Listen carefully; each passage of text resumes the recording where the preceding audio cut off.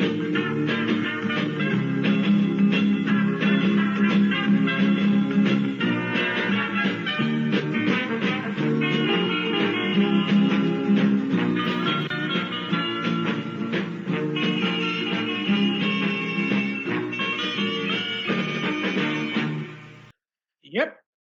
Welcome, Yes. ladies and gentlemen, to episode 6 of Pigskin Glory.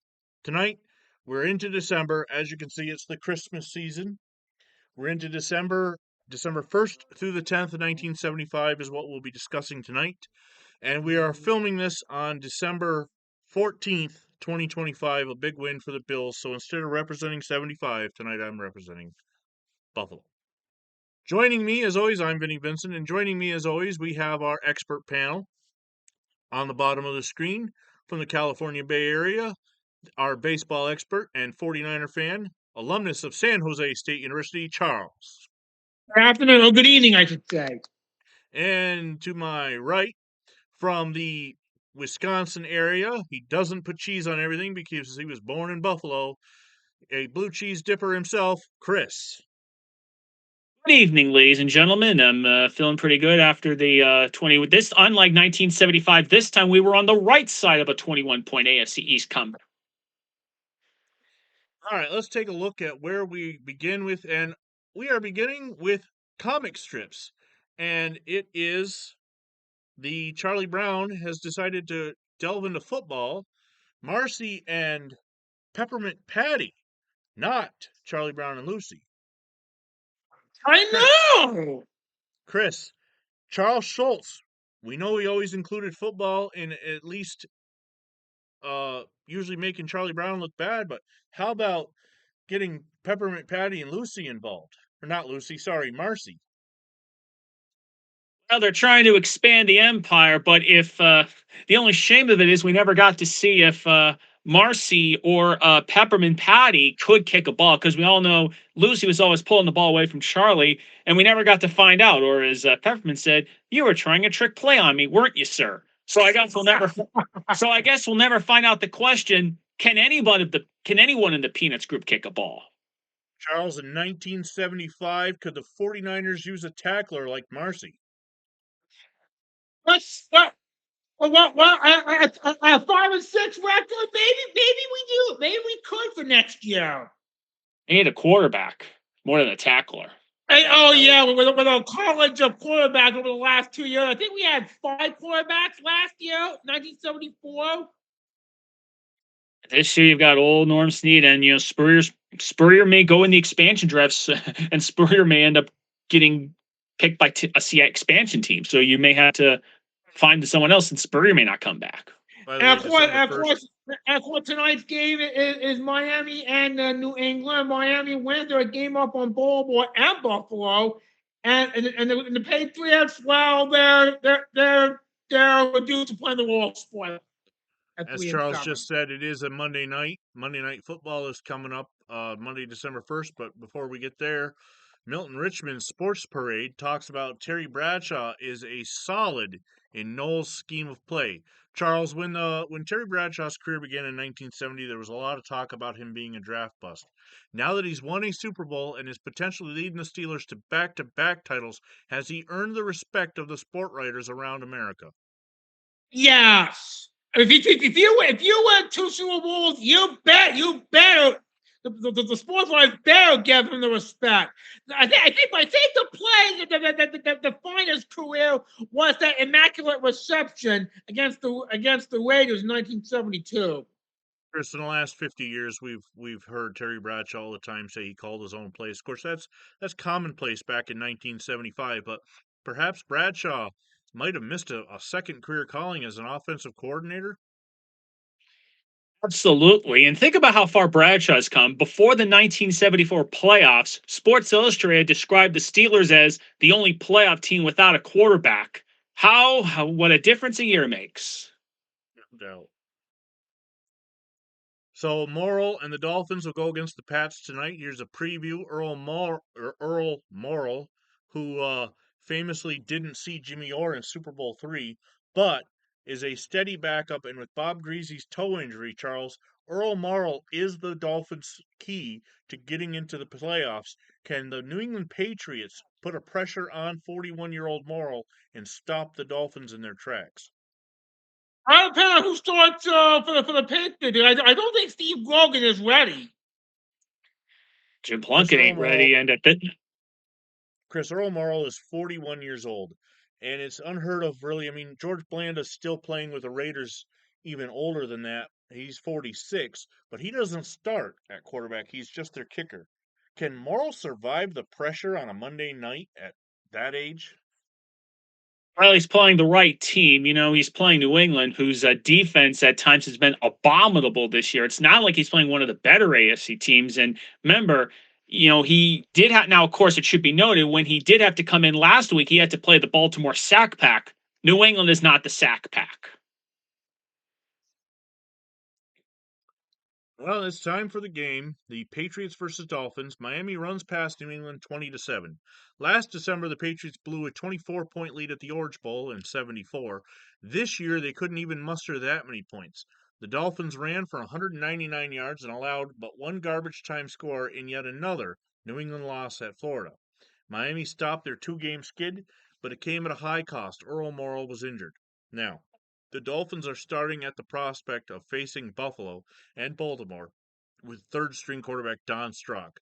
Many think 1975 has been Don Shula's best coaching job yet.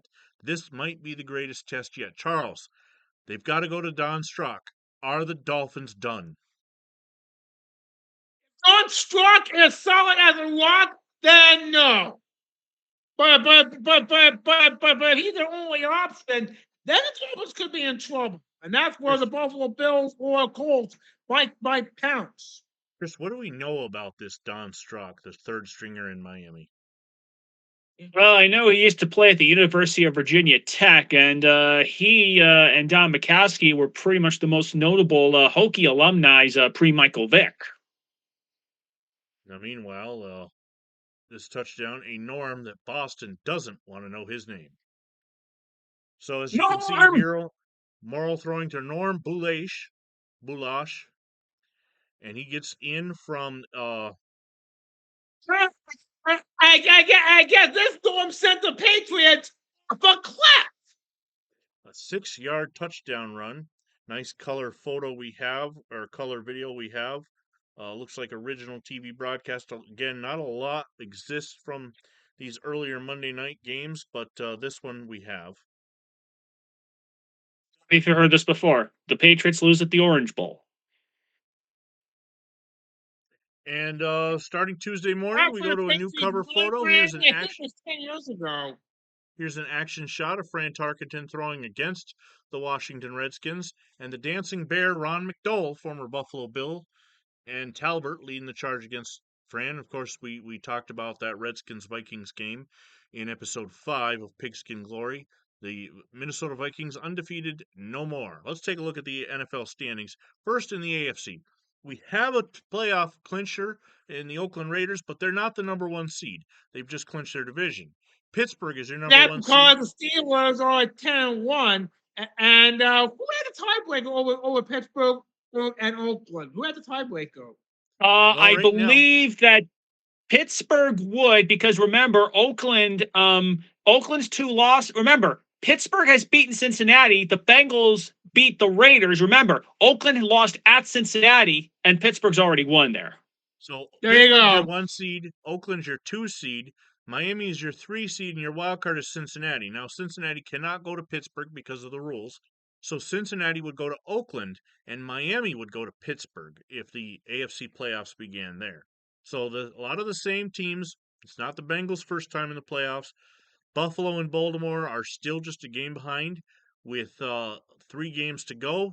So it's not over. And Houston's not out of the wild card, 2 games back. In the NFC, you got your 1 seed, even though they lost. Minnesota's still your 1 seed. Frigid Bloomington, Minnesota hosting playoff games. The Rams are the 2. Dallas, by virtue of a tiebreaker, is currently sitting at the 3. And your wildcard team would be St. Louis. The Cardinals would have to freeze their butts off and fly up to Minnesota for the winner, while Dallas would go to Los Angeles. Chris, Dallas right now is back in position to be in the playoffs, but the Redskins are only a game back, and there's some important games left in December for the NFC East. First of all, Dallas has the tiebreaker over St. Louis because they beat them in week 2, but the Cowboys are in a very precarious situation. They play the Cardinals and the Redskins over the next 2 weeks. So basically, they got to take care of business because if they fall to 8-5, they could be out of it again. Because remember, this is where those Green Bay and Kansas City losses are starting to bite them. Charles, the NFC Central and West already wrapped up. The Vikings and Rams have clinched. The rest of the teams now go into spoiler mode. The Lions could still be alive for a wild card. So Clinching they're the gonna division have to so win. early. They're gonna have to win the remaining 3 games and hope the Cardinals lose the remaining 3 games and hope the Redskins lose twice. Detroit actually hosts St. Louis in the final game of the season, but a lot has to happen for that to matter for Detroit. Yes. Now there's still room to wiggle here with the Vikings and Rams. The Vikings have not clinched the number 1 seed, so they still have stuff to play for. Is clinching too early potentially a risk though for whatever team doesn't get home field to maybe lose perspective and drive toward the Super Bowl? No, because I don't believe it. In a 14-game schedule, you clinch whenever you have a chance to, because remember, you have fewer games, which means first chance to get in, you got to get in. And you got a chance to rest on your players. Make sure if you clinch early, you only have 1 check in the remainder of the regular schedule. Don't get hurt. Now, the regular season in college football is all but wrapped up. We are marching toward the first bowl game this weekend, which is the Governor's Cup in Maryland. Here's how the top 20 looks in the Associated Press after 11 weeks. Ohio State getting 50 votes as number 1. They're undefeated. So is Texas A&M, who plays in that Governor's Cup at 10-0. They got 7 first-place votes, followed by Oklahoma getting 1. As far as our teams go, looking down the line, he's not here with us tonight, but Mark's Penn State is number 8. My Georgia Bulldogs are 12. Charles, your San Jose State fell out of the top 20 after their loss this past weekend. Still a great season in 75 for the Spartans. Yep. Chris, how are the bowl games going to shape the national championship? Well, the A&M Arkansas game is not impactful because A&M or Arkansas plays Georgia in those games. Actually, if A&M beats Arkansas and they're 11-0 and they beat the Junkyard Dogs, if A&M potentially runs the table and Ohio State slips up, A&M could win the championship because they'd be potentially the only undefeated team because there's a path for A&M, but they need to win out and the Buckeyes need to slip up. Yes, you are right. I misspoke when I said the Governor's Cup was this coming Saturday. It's the following Saturday. A&M is playing Arkansas this weekend to wrap up their regular season, as they're only 10-0, and the Razorbacks as well are 8-2, only playing 10 games. That is a top 20 matchup, though, Arkansas versus Texas A&M. Well, folks, the Downtown Athletic Club has made their decision. It's now Wednesday, December 3rd, and Archie Griffin is your first ever 2-time Heisman Trophy winner. Charles, is this well received? The second straight Heisman Trophy. Yes.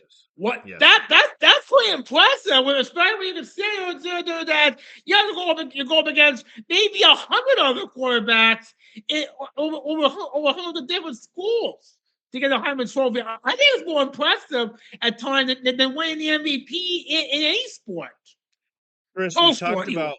Chris, we talked about how great the running back depth was in college this year. Archie Griffin really pulled it out coming through. Who's the biggest Heisman snub in 75 that did not win it? I think it probably might be Chuck Muncie because, Archie didn't have the touchdowns. And ironically, his 100-yard streak was snapped against Michigan. And don't forget, his teammate Pete Johnson has been scoring all the touchdowns. Charles, I actually think that if California had gotten to Pasadena or won one more game, I think Muncie might have had a chance to win it. Ricky Bell, the 4-game losing streak pretty much killed any chance Ricky Bell had. Aha. That would do it. It's weird looking back, though, from today's perspective, seeing the Heisman Trophy winner just being announced by your newspaper on Wednesday morning. The Buckeyes retain hold in the AP's top ratings. Another story about Ohio State's #1 rankings. We've already looked at that, so quickly I'm not going to talk too much about it. But pictured over on the right is Bud Moore, whose Kansas football team upset Oklahoma 23-3 earlier this season, was named the Big 8 conference coach of the year. Kansas finished the season at 7-4 and will play in the Sun Bowl against Pitt. Chris, winning coach of the year in a conference might not be remembered down the line 50 years from now, but it's still an impressive feat, especially when you look at the Big Eight, and see that Oklahoma and Nebraska are in that same conference, and yet Bud Moore is the one who won the Coach of the Year award.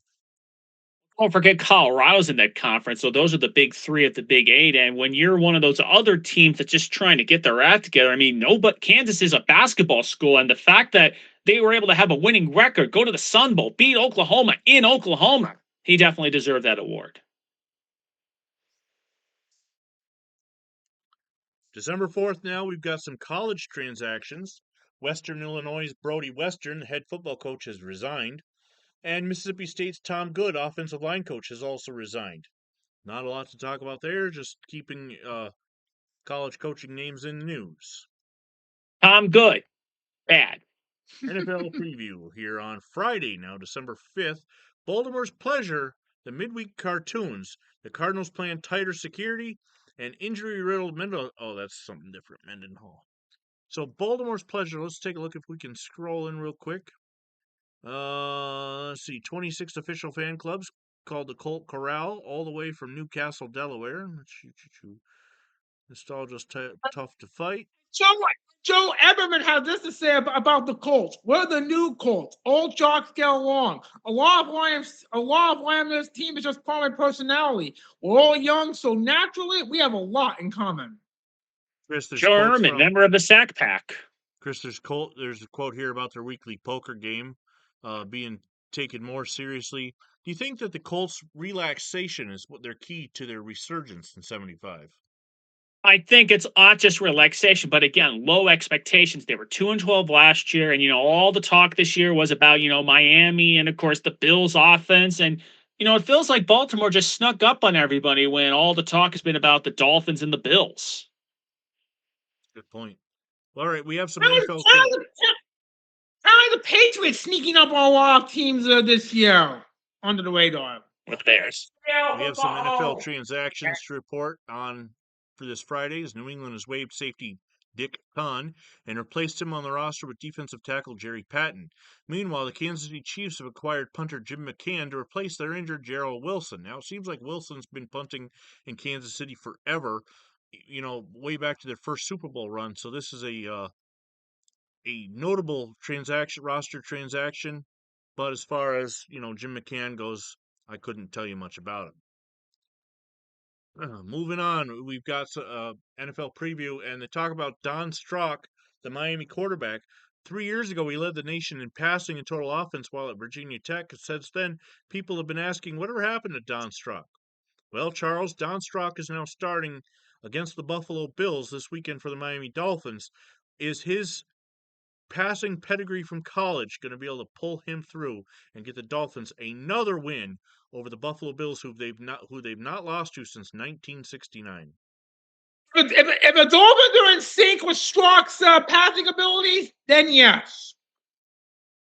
The play calling has to be correct, just like any quarterback. Chris, Don Strock, he's 6'5", he's over 200 pounds, but he's not thrown a pass in the NFL until last Monday night against the Patriots. Is he able to shake off the rust and get Miami through this weekend? Well, he's going to have to, but remember, the Buffalo defense is very good with takeaways. Remember, you saw what they did to Jim Hart on Thanksgiving, and he's more experienced. The Don Strock's got to be careful, because if he turns it over the way Jim Hart does, if Buffalo can't beat Miami with the third-string quarterback and all those guys who weren't there before, if they can't beat him this year, when will they? All right, we now move on to December 6th. It's Saturday morning, and Northern Michigan will play in the Pioneer Bowl today. The Pioneer Bowl, the Northern Michigan Wildcats, and against the no huddle Livingston Tigers face each other in Saturday the Pioneer Bowl. It's the semifinal for the Division II football tournament. Northern Michigan's quarterback, Charles, is a name you might have heard of, Steve Mariucci. Steve Mariucci. You're right. I have heard of him. Well, I'm not sure. Maybe why not? A future Niner? Yes, future 49ers head coach. Future 49ers and Detroit Lions. In fact, when we get to December 14th or 13th, we have a touchdown featuring Steve Mariucci. But for now, they've got to get through Livingston first, I presume. And we're not talking about Mike Livingston of the Chiefs. No, Livingston College. All right, the Vikings have changed 2 starters, gentlemen. With the weekend being tomorrow, Andy Maurer will replace John Ward at left guard, and Fred McNeil will start at left linebacker in place of veteran Roy Winston. Those 2 big veteran changes, Ward and Winston out, Chris. Minnesota going with younger, not so recognizable names against Green Bay. How does this alter their game plan and the Packers' game plan going into this game? Well, the left guard is going to be interesting because, Chuck Foreman's been having a great year. As for linebackers, remember, Minnesota's strength on defense is not the linebackers, it's the purple people eaters. It's Paul Krause. So for Minnesota, if you can get anything from your linebackers along with all those other guys, it's a bonus. And let's not forget the Carl Eller on the Vikings defense. It's Eller, it's Marshall, it's Page, it's Paul Krause. Anything you can get from the other guys is a bonus. We got some more NFL preview. There's also a story here on the NHL attendance being down. But let's focus on Terry Bradshaw as he has a date in Nashville. Bradshaw, of course, many know that he's into country music. And it's, as he says, it's a long story. And it came about that he got a recording contract with Mercury Records. The distractions come when you win a Super Bowl, Charles. How big of a distraction could Bradshaw's recording contract could it sink the Steelers? I don't think Terry Bradshaw can have more than one hobby. And who knows, when his football career is over, he's got to have a second career to fall back on. Country music. Good point. Chris, the Cardinals are getting tough on their fans during the Thanksgiving contest. The stadium police will now eject anyone they see throwing snowballs. A team spokesman said on Thursday. Now, St. Louis doesn't get a lot of snow, but when they do, their fans get rambunctious, and the St. Louis is having a zero tolerance for that. What do you think of that ruling? Oh, you got to crack down. And by the way, what happened was the Snowballs injured. It was the band. I think it was a band or band members that got injured. No Buffalo, from what I could tell, I don't think any Buffalo Bills were in the way of the Snowball, if you will. I think it was someone else on the field, not Lou Saban or any of the players.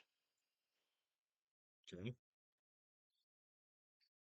Well, it's time to look at your Saturday afternoon games. There is an NFL game here, the Bengals and Eagles. Cincinnati blanks Philly 31-0 on a day the Bengals turned it over 6 times. Their defense more than made up for it with 5 takeaways of their own and holding the Eagles to 225 total yards. For Cincinnati, they got another shot at Pittsburgh next Saturday. For Cincy, they get another shot. As for Philly, when this team doesn't show up, they really don't show up. Today was reminiscent of their Monday night debacle in L.A. Charles, this game is featured at the beginning of the movie Invincible, as it is the end of, not the end, there's still a couple games left, but a pretty disappointing season in Philadelphia, and the catalyst that brings in a new football coach next year. But as for Cincinnati, they're still keeping their playoff hopes alive for a wild card run. Absolutely. And remember, they need Pittsburgh. So the problem is Pittsburgh's playing Cleveland, and the Browns don't win in 3 Rivers. So basically, they need Pittsburgh to How about one period? One 2 little games. Remember side note. 2 games. One little side note is I am in my first year of doing this date and touchdown history. I didn't think the NFL started Saturday games quite so early, so we don't have NFL touchdowns for this day, but we will have a college one before the day ends. Speaking of which, looking at, we've got some other college news. Tulane University has removed football coach Benny Ellender Friday, confirming an open secret. A search has begun for his replacement. Oops. 3 years ago, he went 9-3 and beat LSU. Other information here is John McKay Nope. This is yes. John McKay has picked Utah State football coach Phil Kruger to work with him at the expansion Tampa Bay Buccaneers. Not sure if Kruger's going to bring any nightmares to opposing offenses in the NFL, but he is joining McKay's staff. Question though is, will Kruger approve of any offensive execution that McKay tries? Here's some interesting news. When you think of college football, you don't always think about academics. Well, Ohio State are, as they are scholars too. Ohio State, the number one team in the land, is headed for the Rose Bowl, and the 5 Ohio State repeaters are this. Hold on, Ohio State is headed for the Wingback. Rose Bowl, and record tying 7 players on the team, including 5 repeaters from last year. Iowa had 5 players, the Northwestern 4. That is the all academic team. Ohio State places wingback Brian Bashnagel, defensive end Pat Curto, linebacker Ken Kuhn, defensive back Bruce Rule, and offensive guard Bill Lookerns, as well as offensive tackle Chris Ward and defensive tackle Tim Fox. Charles, how important is academics really for these Very players? important. As a matter of fact, if you got a scholarship for football or any other sport, but you go all 4 years on your scholarship and pursue a degree, whether it's economics or business or science or computer science or whatever. And if you go pro in basketball or sport, then great. But if you don't, which is the case for just about all but a few people, you at least you have a degree to fall back on. Let's go over some of the other players selected to the all Big Ten academic team. Iowa tight end Brant Yoakum, offensive guard Jim Helgenberg. There's a name you might recognize. Defensive back Bobby Elliott, linebacker Dennis Armington, and place kicker Nick Quartero. Elliott, a Rhodes Scholar, and Yoakum and Hilgenberg are repeaters. Northwestern players on the team are punter Randy Dean, defensive back Pete Shaw, defensive tackle Marty Strostak, offensive guard Carl Peterson. There's a name that By the you might. way, Vinny, I want to mention Carl Peterson. This is not the Carl Peterson that was the general manager of Marty Schottenheimer's Chief. This is not that Carl Peterson. Well, I'm glad you told me that because I was about to say he was. Rounding out the honor unit are quarterback Tony Dungy from Minnesota, offensive tackle Jeff Stapleton of Purdue, defensive end Dan Gillak of Michigan, middle guard Tom Standel of Michigan State, and defensive tackle Joe Zwitt of Purdue. Now, to make this team, a player must maintain a 3.0 grade average on a 4.0 scale to be considered for the all-academic team. Tony Dungy, quarterback of Minnesota. Chris, are we ever going to hear that name again? That depends. I mean, I know there's a lot of quarterback. I mean, hey, maybe he'll end up going to Seattle or Tampa in the expansion draft. Yeah. But wait a minute, going back to education being important, and I think during the 1990s, high school developed a high standard. If you wanted to practice, play, and receive athletic scholarship as a freshman, you need a 2.0 GPA or higher in at least 13 core courses in high school, as well as the corresponding minimum score on your ACT or your SAT. It's funny, Chris, that you mentioned maybe Dungy goes to Tampa or Seattle. Of course, famously, we know that one day Dungy will go to Tampa Bay and will help turn them around, but not as a quarterback. NFL transactions. Kansas City has waived fullback Morris LeGrand of Tampa to make room for punter Jim McCann. We had that yesterday. It's weird that. We didn't know that they had waived Morris LeGrand though. So they're keeping Gerald Wilson on roster, and have just signed Jim McCann. All right, here we go. The big game in the Southwestern Conference: Texas A&M versus Arkansas. The Razorbacks smoke the Aggies 31-6. Texas A&M's number 2 ranking, and they couldn't beat the Razorbacks, who were 8-2. A&M had everything to play for: an outright conference title, a berth in the Cotton Bowl versus Georgia, a possible national title if Ohio State slips up, but 9 fumbles, 5 turnovers, and a Hogs touchdown just seconds before halftime opened the floodgates as a 7-0 game turned lopsided, all but wrecked the Aggie hopes. The Southwestern Conference instead is a 3-way tie, and it's the Hogs, thanks to a tiebreaker of having a Cotton Bowl drought in comparison, get the nod to play the Bulldogs in Dallas. For A&M, they lost everything: an outright conference crown, a perfect record, a shot at the national title. Instead, they'll have to settle for the Liberty Bowl against USC in John McKay's college farewell game. Before I ask you the question real quick, I want to state that I had mentioned A&M going to the Governor's Cup. That's my bad. I'm confusing stuff from the touchdown of the day. That was 1950. I apologize for that mistake. 1975, they were battling for the Cotton Bowl, and as Chris said in his profile, they failed at that. Chris, Texas A&M drops a huge chance, just so much on the line in this game. They didn't even show up against Arkansas. What happened? The touchdown before halftime, 9 fumbles, 5 turnovers. And again, if they just win this game and Ohio State slips up and it's brutal. Now, on your side, Vinny, this is your opponent. Do you feel a little nervous about playing Arkansas based on what they just did here? Definitely, especially with plays like this. This touchdown from the touchdown in history, Eddie Meters. Arkansas destroyed A&M on the Saturday finale of the 75 regular season, and it all came to a head in the third when Aggies fumbled, and Eddie Meters recovered his second of 3 fumbles, this one for a touchdown. Charles, Eddie Meters had a game of all games on this Saturday afternoon in early December for the Arkansas Razorbacks. That's incredible. That's incredible. Could this be the potential that he could be drafted by an NFL team when his college playing days end? Maybe. I mean, I don't know if I don't know if he's related to Eddie Meter, the former Rams safety, but hey, we'll see if he turns out as good as his namesake did. Maybe. And again, as I said, if Peters plays all 4 years and does not go pro, then he's going to have a career and degree to as a backup. That wasn't the only college football game on this day, as Tennessee tops the Rainbow Warriors 28-6. Hawaii looked like a team that had spent all their energy last week in their comeback versus San Jose State. Stanley Morgan had a day to remember, though. 201 rushing yards and 3 touchdowns, one of them a 63-yard punt return for the touchdown, as Morgan led Tennessee topples Hawaii in the grid finale. Now, Charles, Hawaii ended San Jose's season at being perfect, and then they run smack into the Volunteers of Tennessee, who survived the flight to Hawaii. Rainbows the previous week, that was their Rose Bowl when they upset my Spartans. And I know you got to be wondering, Charles, where was this a week ago? I said that was their Rose Bowl, though. They wanted to ruin the Spartans. And by the way, also Vinny, just remember that name, Stanley Morgan. Yep.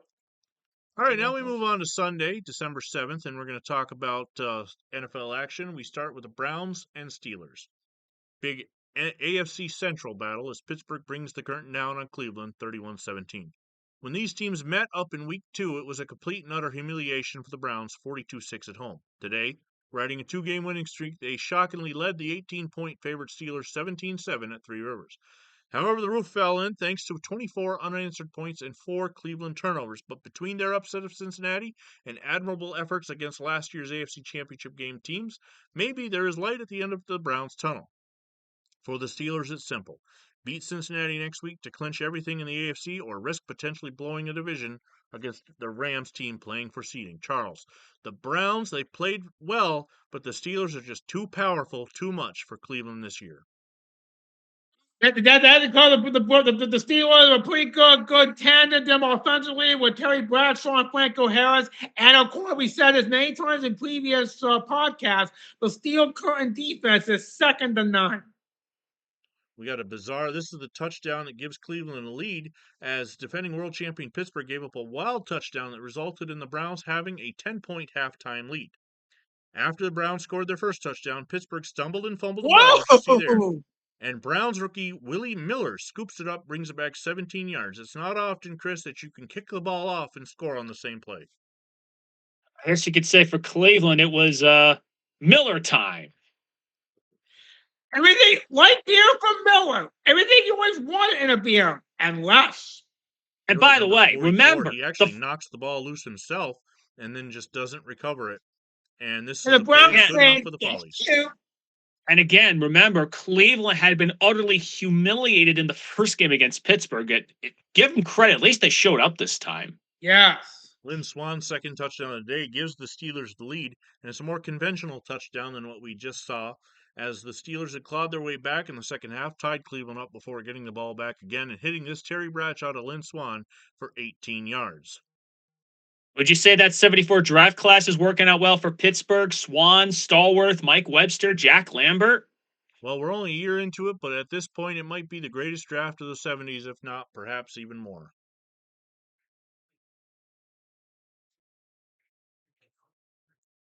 Moving on, so Pittsburgh gets a big win. Well, it's the Jets and Patriots. Time to talk about this game as New York is less terrible than New England, 30-28. In a battle of 2-9 versus 3-8, something had to give. It was Gang Green who won this battle of bad by rushing for 205 yards and forcing 5 turnovers. The Jets have nothing else going to their Monday night game at San Diego with whatever can be considered a semblance of momentum. As for the Patriots, not even John Havlicek can save this team right now. Charles, do we care about this game? No, and Chuck Fairbanks, the coach of the Patriots, is probably wondering, I love Oklahoma State for this? And like I said, the Jets were less terrible. Although don't tell that to this dude. John Riggins. The Jets are diesel powered. In this third quarter, John Riggins' 37-yard run gave the Jets a 20-7 lead over the Patriots. It's a bruising assault on the Patriots and shows his speed and power as the mohawked, hair-cutted John Riggins just plows through, over, and by past the Patriots. So weird to see him because when you think John Riggins, you always think of the Washington. It's weird seeing him wear green. Yep. Tremendous run, however, on this afternoon. Colts and Giants. Well, it once was an NFL championship game, but not today, as Baltimore corrals the Giants 21-0. After Burt Jones' hot hand carried them through November, the sack pack came through on this day. 8 sacks of Craig Morton, 4 takeaways, and a pick 6. Regardless of what happens in the Buffalo-Miami game later, the red-hot Colts are now in control of their own destiny in the AFC. Charles, who would have seen this coming when the season began, that the Colts would be the team in charge of the AFC East? Very shocking after a 2-12 record, good this past year. But like the Patriots this year, the Colts have snuck up on a lot of teams. They're playing with house money. And remember, they'll get their shot at Miami next week. Right. And they've already split with Buffalo. Correct. The Redskins versus the Falcons. Washington outlasts Atlanta 30-27. Both teams are coming off wild games last week with opposite results. And this week they had another barn burner. Bill Kilmer overcame a broken bone in his left foot to throw 3 touchdowns. So did Steve Bartkowski in what may have been the number 1 overall pick's coming out party. The Falcons did everything but KO Washington's playoff hopes as they survived on a field goal with 2 seconds remaining. It was the 5th time in 6 weeks a Skins game was decided in overtime or the final 5 seconds. Chris, the over-the-hill game have won a lot of games throughout the early to mid-70s now, but is this perhaps the end of the line for all those guys in their 30s? Feels like it, but it's also kind of weird seeing them score a lot of points. They scored 30 against Dallas, 31 against Minnesota, 30. Everyone talks about the defense, but the offense has been actually coming to a forefront recently. So this is earlier in the game as the Redskins tie the game up against Atlanta with a long bomb. Bill Kilmer hits Frank Grant on a 69-yard scoring drive as Grant marches on Washington, his own team, for the score. Kenny, as a Falcons fan, what do you make of these last 2 weeks? They barely lose to Oakland, they barely lose to Washington. You think the Falcons have maybe found something? They find some ways to get potentially through it. Looking ahead, especially with Steve Bartkowski playing the way he did, there's a chance that the future could be bright in Atlanta. And again, they were huge underdogs against these teams. You take what you can get at this point. Vikings versus the Packers. Minnesota packs up Green Bay 24-3. The Vikings had to come from behind in round 1 versus the Packers at Lambeau Field. Today was a breeze thanks to the power of 3. 3 touchdowns by Fran Tarkenton, 3 sacks, and 3 takeaways. With a new playoff format, no longer a set rotation, but rather one of seeding, Minnesota is just 1 win away of their final 2 games for home field advantage, but both are on the road. Charles, the Vikings are trying to invite the rest of the NFC up to frozen, frigid Bloomington. How much worried should teams like Los Angeles and Dallas and St. Louis be if they've got to travel north to Bloomington? Probably very worried, especially the Rams and Cowboys, who are not accustomed to playing in cold weather in December time, whereas the Purple People Eaters are. And don't forget, St. Louis lost at Minnesota last year. And of course, with Tarkenton leading the way on offense, that's incredible. And by the way, he You think of Chuck Forming as a bruising runner, but here he catches a pass from Fran Tarkenton as they take a 14-0 lead on Green Bay at the frigid Metropolitan Stadium. 32 yards across the middle. He breaks the tackle and rumbles the rest of the way for the score. I got to mention Chuck Foreman. He was a great pass catcher as a running back. Charles, you could consider him as maybe a Christian McCaffrey 50 years earlier. He was very Maybe. McCaffrey-ish. Chuck Foreman. Just looking at what we got left. Okay. Chuck Foreman. How about this game? The Chargers and the Chiefs. San Diego stuns Kansas City 28-20. Today was finally the Chargers' day. Kansas City fumbled the opening kickoff, had 4 turnovers, and couldn't even hold a fourth quarter lead thanks to 247 yards rushing. For the Chiefs, 1975 was the definition of confusing. Beat Oakland and Dallas, lose at home to a winless San Diego. There will be no winless team, and one has to wonder if a team ever will go 0 for the season, Charles. San Diego got on the win column. How happy are they down in the Southern California Very region? happy. And what kind of home that no team ever goes the season when winless? You have to feel for that team if that ever happens. 50 years later, Chargers beat the Chiefs at Arrowhead again. Yes, it's appropriate that we're doing it today. Rams versus Saints. LA makes sinners out of New Orleans 14-7. In spite of 4 turnovers, the Rams put together 14 points without an offensive touchdown. How'd they do it? A safety, a fumble, return, scoop, and score, and 2 field goals. Week after week, the Aints seem to be inventing new and creative ways to lose games. Chris, the New Orleans Saints, they can't get out of their way for nothing. And they don't have the schedule excuse of Cleveland, and San Diego at least has Dan Fouts. The way the Saints are playing, maybe they would have been better off in Tulane Stadium. And Katie Stengel was manager of the Mets. He said, "I've been in this game 100 years, but I've seen new ways to lose. I've never seen imaginable." That's the Saints right now.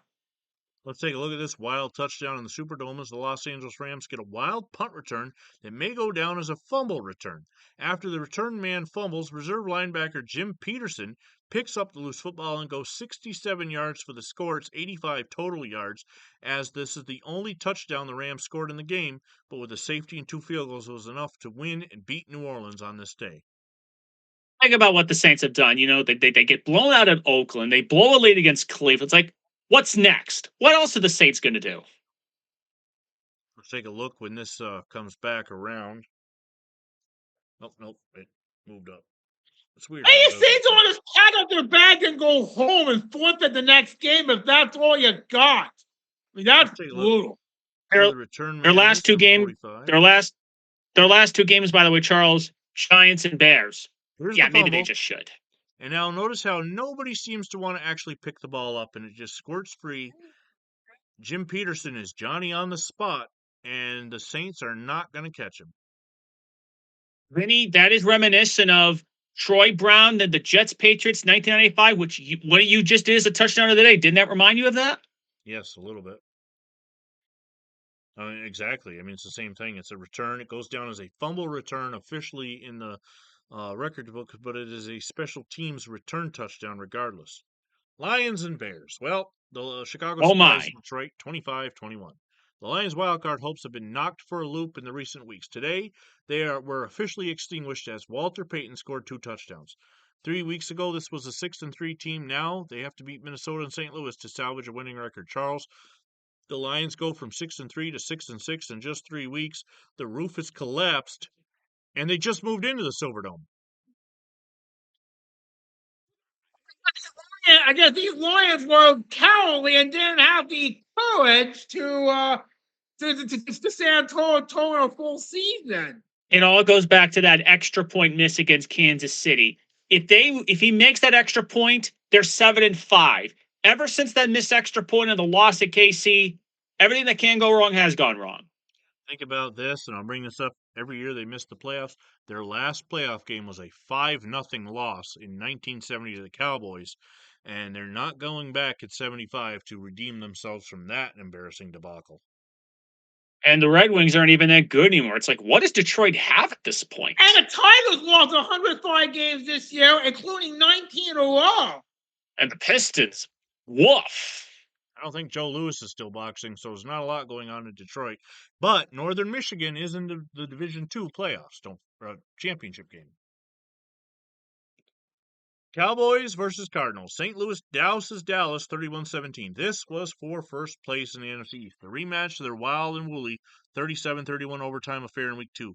Today was a different story. The Cowboys just didn't show up as they fell behind 28-3 at halftime and were never really in it. Jim Hart threw 3 touchdowns as the Cardinals moved a step closer to another division crown. Dallas, meanwhile, has their backs up against the wall.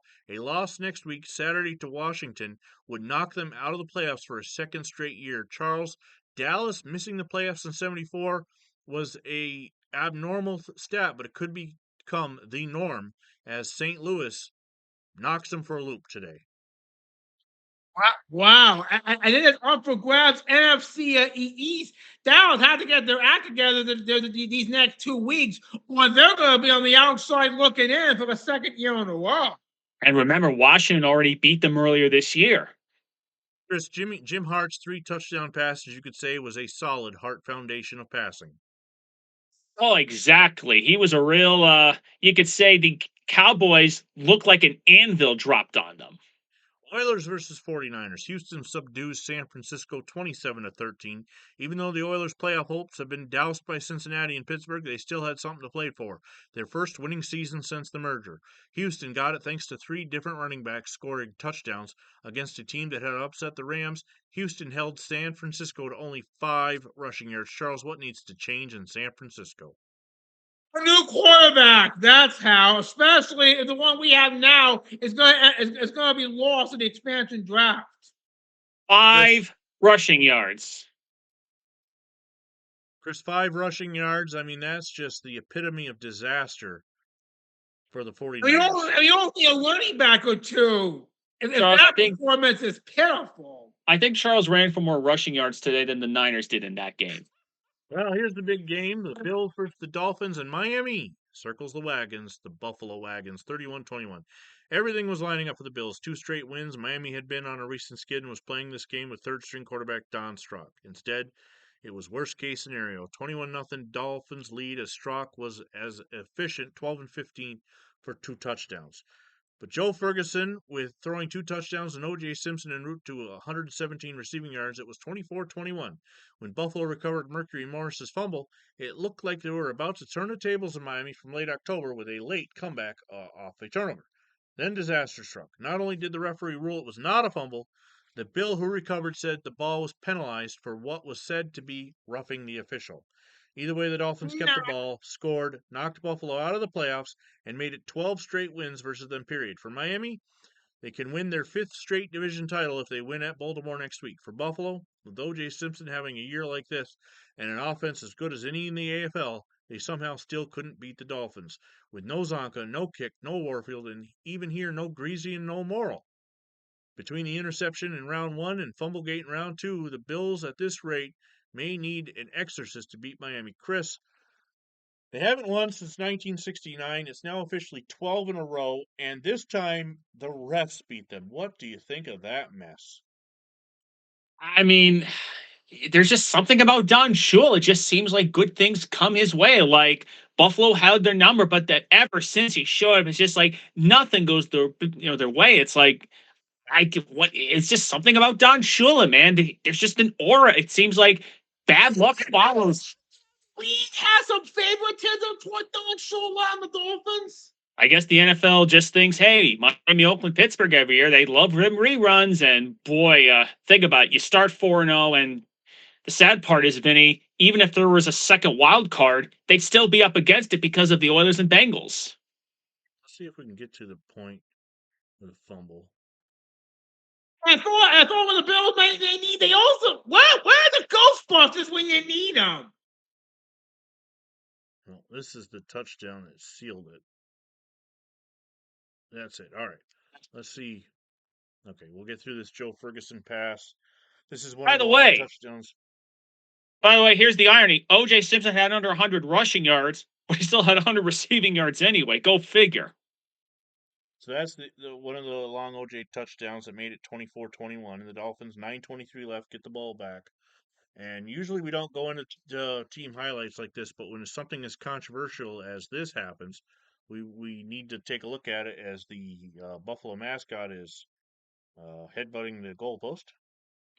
All right, here we go. Wow, he even made the trip. Strock hands off to Morris. Okay, I wish I could see another angle. I could see where if Morris's head hit, yes, it's not a fumble, but Issue the running into the official. What apparently happened was Tume apparently made contact with the referee while he was trying to recover the fumble. What do you call that? well, let me take a look at it again. No, this is after. Oh, okay, I got to back up. Sorry. The very next play, or the very next highlight, anyway. Not Bulesh goes. Sheriff of, and not even the sheriff of Nottingham did you, and it's the other guy. Okay, let's take a look one more time. Morris. Yeah, it's very hard to tell from that angle. So they're calling that number 65 right there, running into the official. That is complete and utter uh, Bill Hunky. That is not. I mean, he thought the play was still alive. I'll talk about that when the week is over, the 10 days is over. Charles, what do you think of that Well, play? That was a bizarre play. I talk about the controversial play there, and the touchdown that broke the Bills' back. oh yeah, I mean, maybe this isn't quite Mel Gray against Washington, but Vinny, would you say this was a bigger controversy than the Mel Gray Phantom touchdown or not? Well, okay, the Mel Gray Phantom touchdown put the game in overtime. This one potentially stopped Buffalo from winning. And as we're going to see in years to come, there's a lot of ways the Bills will stop themselves from beating Miami. They did not need the refs' assist. All right. I will talk about that to wrap up that'll be my essay at the end, which is something I'm going to introduce with this episode.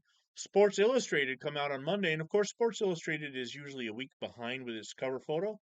Here is Bubba Bean of Texas A&M as A&M stakes its claim, shredding Texas.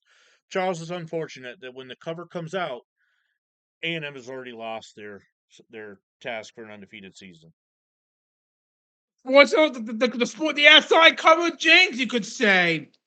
You definitely could say, Chris. Of course, now subscribers will get the magazine on Thursday or Friday, so they got it when A&M was still undefeated. But if you go to buy it at the newsstands, well, A&M is 10-1 and not 11-0.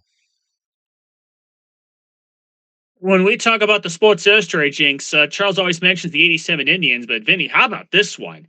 Texas A&M on the cover before they get smoked.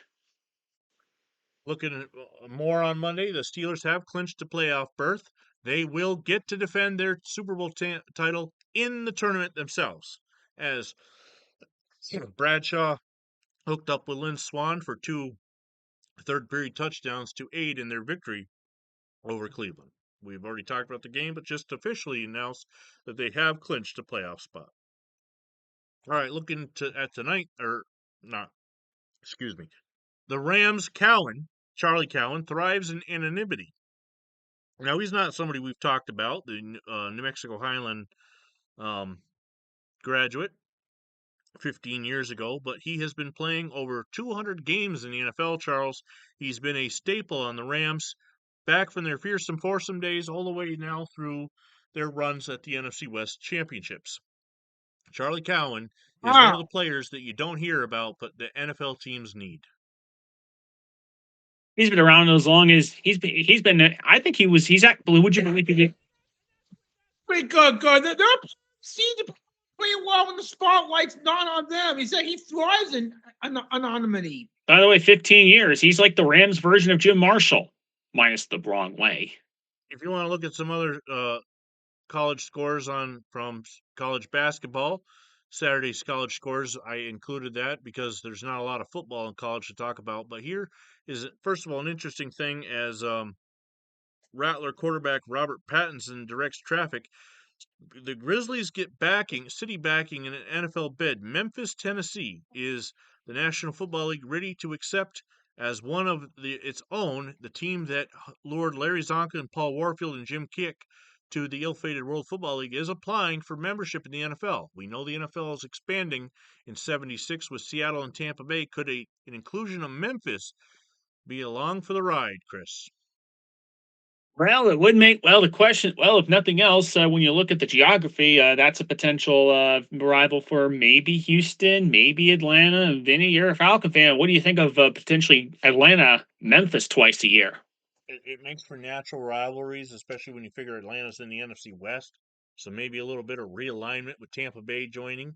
I know they're going to be in the AFC in 76, and Seattle will be in the NFC, and then they'll switch flip flop in 77 before they settle into their permanent divisions. Not sure why the NFL is doing that, but we'll talk about that more in 76.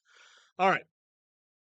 Big story. Possible tampering in the NFL. This is a big story on Monday as the Jets have given Tampa the caution flag. Cocktail party scene. Pete Rozelle and Phil Iceland huddled in the corner. The commissioners cautioning the Jet owner that tampering rules must be observed in a treasure hunt for a coach. The Jets are interested in Chuck Knox, who has a year to go on the LA contract. Rams owner Carol Rosenblum has just left the hospital after heart trouble, so extra caution is advised. Roselle says we always go through proper channels, or I'm sorry, Iceland says we always go through possible channels. And then how about they trade Joe Namath for Chuck Knox, has said. Chris, Chuck Knox to the Jets? Why would he leave? I mean, he's got the last thing Los Angeles needs is another coaching situation. Look, what we just went through this with John McKay. The Rams, LA already went through this with John McKay. They don't need another one of these situations. Charles, the Rams have a good quarterback in James Harris. Would they really want aging Joe Namath and his brittle knees? No. And by the way, they already have Ron Jaworski as the backup just in case. I mean, they could always go to Jaworski if, God forbid, something happens to Harris. Why would they need Namath?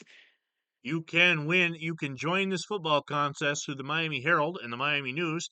First prize $75, second $50, third is $25 in the December 8th Miami Herald and Miami News official order form. You check the winners. And this tiebreaker indicates the scores you think these teams will make. The Dolphins, Colts, Jets, and San Diego. Why did Miami's newspapers not include Buffalo with the rest of the AFC East? But enter the winner. I think that's how I think maybe Miami just doesn't take them seriously. Charles, the Raiders and Broncos are on TV tonight, Monday Night Football. The game will be played on Channel 10 and 12 in South Florida. However, it's a big game in the AFC as far as potential seeding goes with the Raiders, whether they can catch Pittsburgh for the 1 seed. Can the Broncos play spoiler tonight?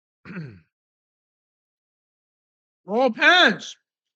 Now, Denver did win at Oakland last year, so take that for what it's worth. All right, my alma mater was honored for the 1975 season. I want to talk about my high school alma mater right now, Saranac Lake, in the heart of the Adirondacks. Is John Muldowney, who was one of my coaches when I played of Saranac Lake High School, was selected that weekend by the Herald American to appear on their second team All Upstate Stars. The Redskin linebacker previously received the honors in 74 when he was chosen All Northern Gridiron team. Muldowney's knowledge and defensive strategy has carried over as the ball hawk leads the Redskin basketball squads in steals as well. 1975 was Saranac Lake's first NAC conference championship, by the way, and they were the 75, 76, and 77 teams were inducted into the Saranac Lake High School Hall of Fame in 2023. I was inducted the following year with my I was a member of the 1995 Saranac Lake Redskins that were inducted in 2024. So just Hail to the Redskins. Yep. Hail to the other Redskins. All right, Charles. Pigskin. Charles, the Peanuts are back in the comics with more football. Yep, as Marcy against Peppermint Patty once again. I don't know anything about. I don't know anything about football, sir. It's simple, Mars. I go out for a pass and you just throw to me. You got a little further down the field, Marcy. Well, Charles, we talked about in the last one that Marcy might be a good linebacker. Evidently, she will not be the quarterback you need in San Francisco. And yet Trey asked Marcy to be quarterback. It's kind of like asking Charlie Brown to be the place kicker. It's also Fun. or like asking the Saints to win. All right, Broncos Yeah, versus right. Raiders as Oakland beats Denver 17-10. Last year, the Broncos won at the Oakland Alameda County Coliseum. There would be no repeat on Monday night. A stage the Raiders have only lost once in 6 years. Oakland's defense, shaky last week versus Atlanta, made amends this week with 10 sacks and 4 interceptions of 2 Bronco quarterbacks. In what has become football's most predictable division, Oakland locked up their 4th straight AFC West title. For the Broncos, after consecutive winning seasons, they can do no better than 500 this year. Outside of New England, they have been the most disappointing team of 1975. Charles, the Raiders are going back to the playoffs again. How about this game, this defensive battle that they win? It was a key game for the Oakland Raiders, and the Raiders usually won more games than anybody in the NFL over the last 9-10 years. That brass ring is still eluding them because of teams like Miami and Pittsburgh. And don't forget Baltimore in 19. Yep. This is the only touchdown that was included in the Raiders team highlight film. This third quarter 1-yard run by Raiders Pete Banachak gives the Raiders a 14-3 lead over Denver and solidified their 10th win on Monday night. Their 10th of the season. By the way, Vinny, Pete Banachak, this ties into our last podcast when Marv Hubbard was put on the injured reserve, and this is the guy who had to step up as a replacement. We end Monday, December 8th with some sad news as Gene Alford, wingback, defensive back, blocking back, and fullback for the Portsmouth Spartans from 1931 to 33, the Cincinnati Reds in 1933, and the St. Louis Gunners in 1934, has passed away. There is no obituary that I could find in the newspaper, so just real quick go to he was born on April 3rd, 1905 in Rising Star, Texas through and through. He passed away in the state in Houston on December 8th as he played at Texas Tech and Sul Ross State before going on to the NFL. Texas he was born. a member. He Texas, was a member of that 1925. Texas. No, he was not. He played for the Spartans in 31 and 32. Texas born and Texas bred all the way. Yep. New cover photo as we hit another Tuesday, and this time it's the St. Louis Cardinals walking off the field after their victory over the Dallas Cowboys. What do you think of this one? I found this one of Hart, Metcalf, and Gray, and Roger Worley. Some big names that have been involved in a lot of St. Louis's victories this week. We haven't talked much about Roger Worley, but of course we've mentioned Jim Hart, the arm of the South, and of course Metcalf and Gray as well. Oh man! It's a win by them, and okay. Whew. I thought I had backed us all the way out. Nope, I did. Okay, let me pause real quick. No, I can't pause. I'll just edit this part out. I gotta scroll back down. We're so close to being done too. About 50 minutes in or so. You're going to stop all the games. Okay, there we go.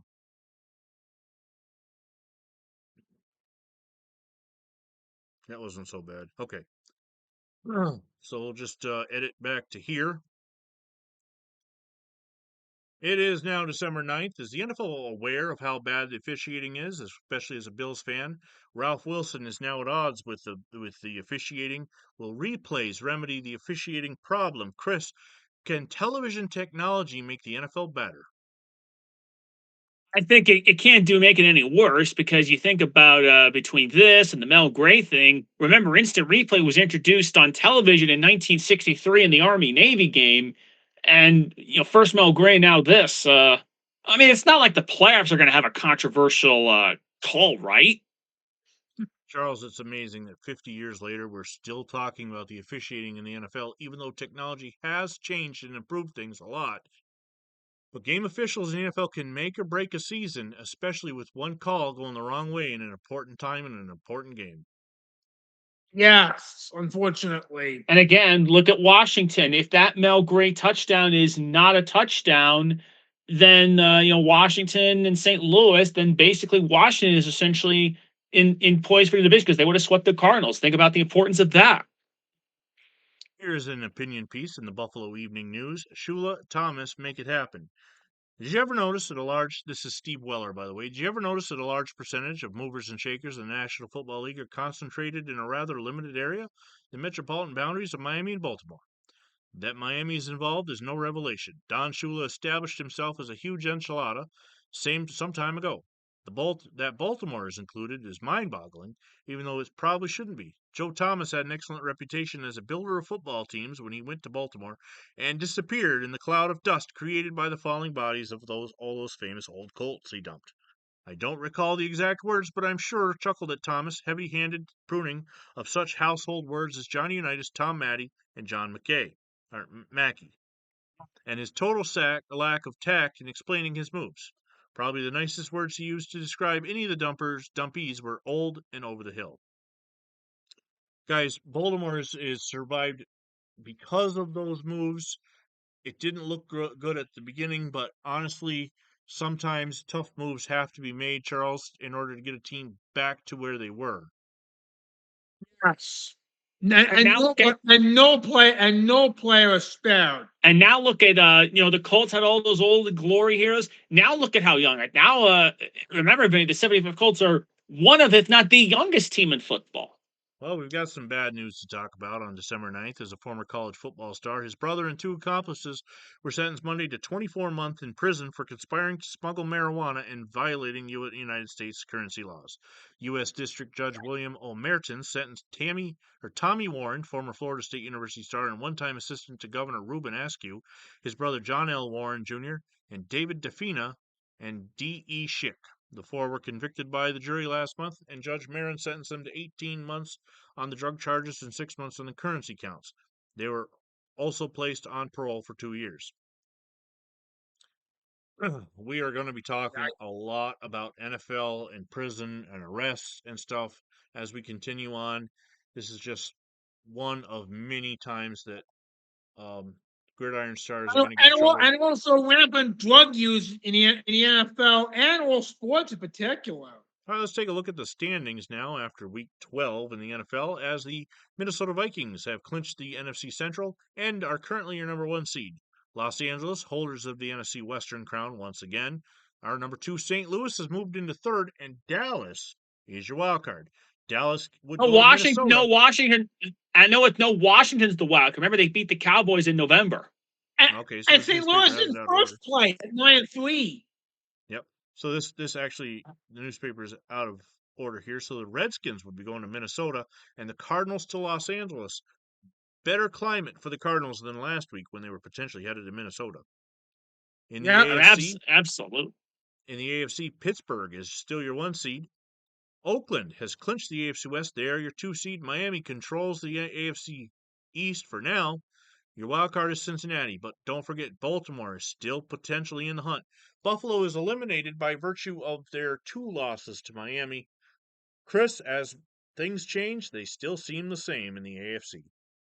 Miami, Pittsburgh, Oakland. Man, the NFL really could use some new blood. I mean, I know they're great franchises, but at some point, you can only see Don Shula and Ken Stabler so many times in the playoffs. I mean, and complimented Terry Bradshaw and Franco Harris. Like I said, think about it, Charles. Like, wasn't there a stretch when baseball had pretty much the same teams every October around this time? Yeah, the Global Orioles. As a matter of fact, there were only 14 teams that made the playoffs in the 70s in baseball.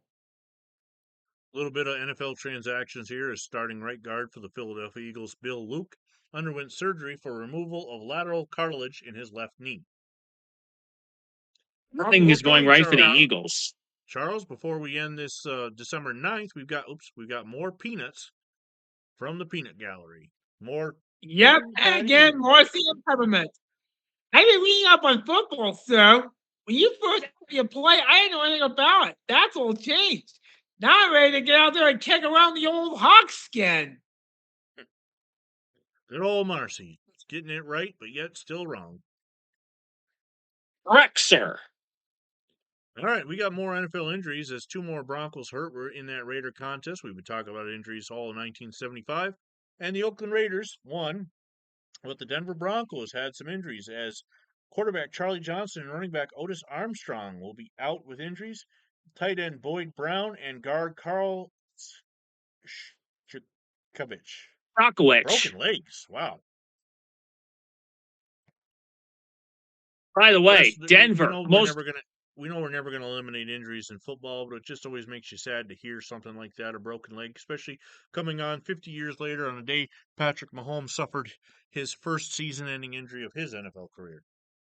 By the way, I also mentioned the article Broncos most injured team in 1975, which is a big reason after back-to-back winning seasons. The injury bug has bitten the Broncos hard. In other words, the Denver Broncos spent more time on the 4077 of the mass unit than on the gridiron.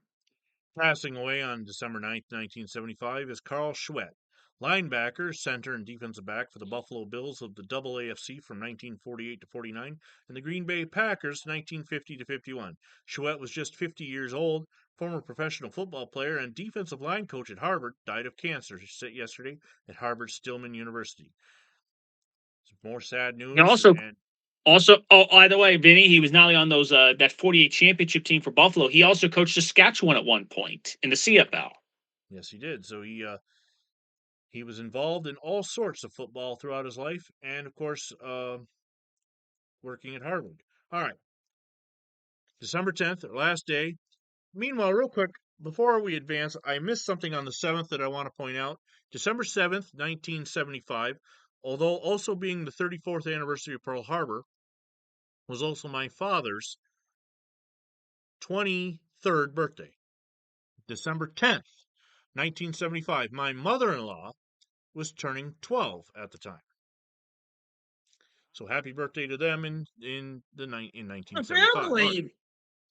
NFL office plays it cool, but Ralph Wilson and the NFL is feuding over what happened between the Buffalo Bills and the officials on Sunday, and Ralph Wilson's not happy about it. Charles, we talked about this play. We've talked about it over and over, but it's still in the news come Wednesday. It's not over with yet. Ralph is not letting it go.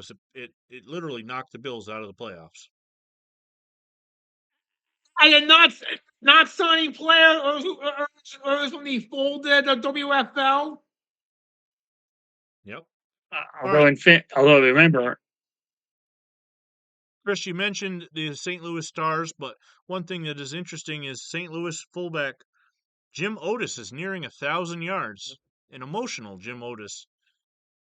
Not your typical star running back in the NFL these days, but yet he's still hanging around.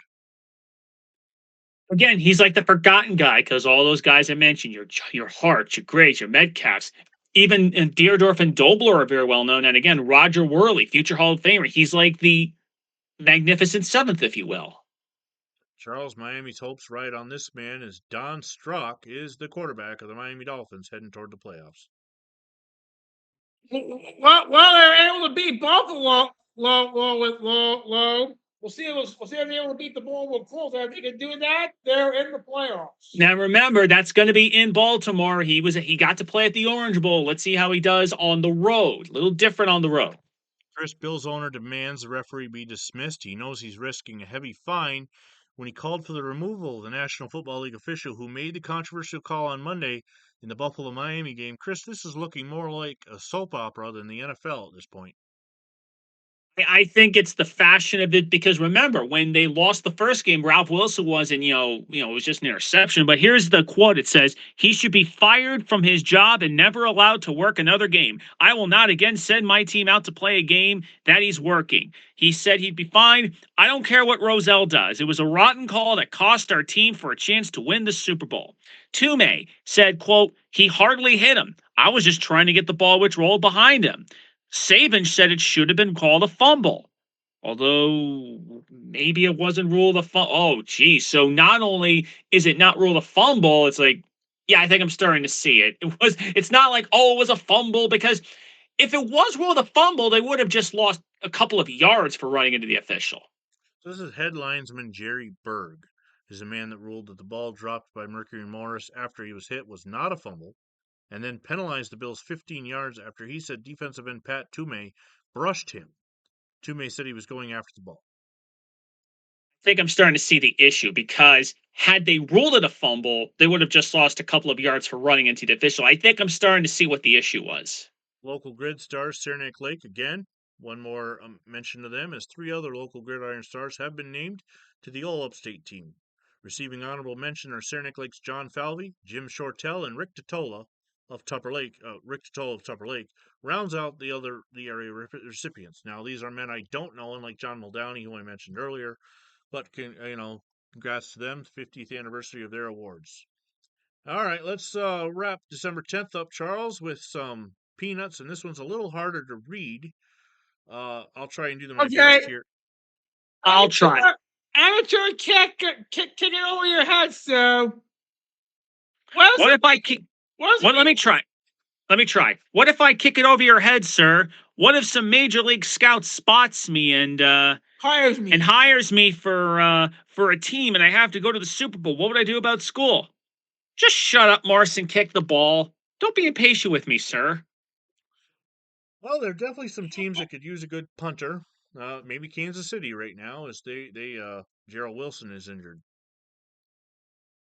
Okay, and as always, we finish each day with any obituaries. John Bettridge, fullback for the Chicago Bears, 1937, and the Cleveland Rams in the same year, passed away at the age of 65. He also played for Ohio State, and he was a gridiron at Sandusky High School, where he played.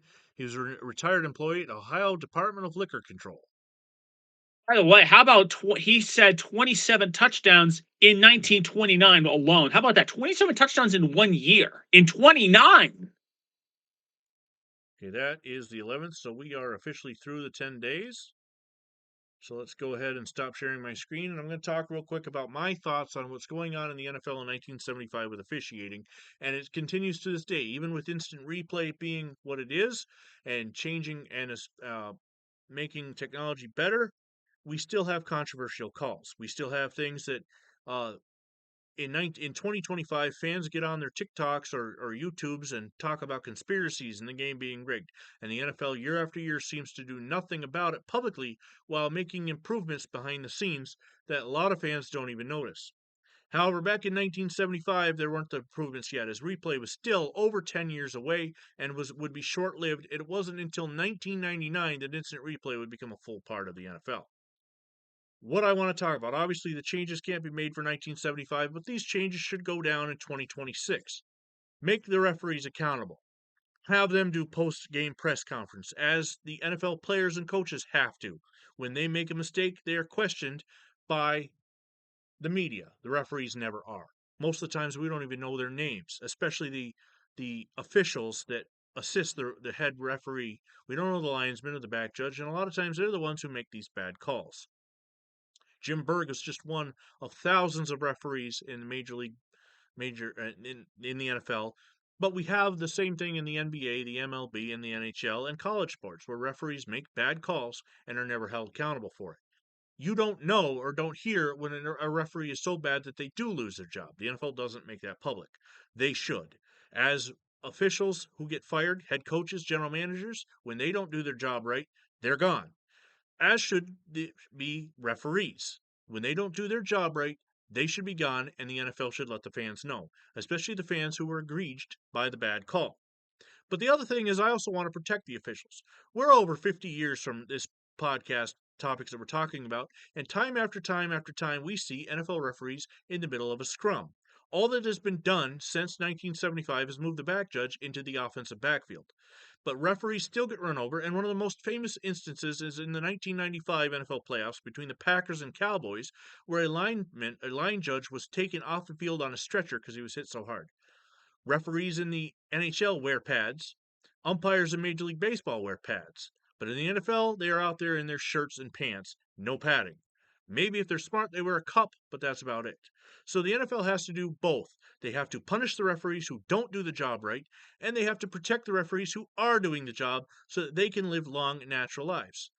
The last thing I would say about this is that when a referee gets too old, he probably should retire.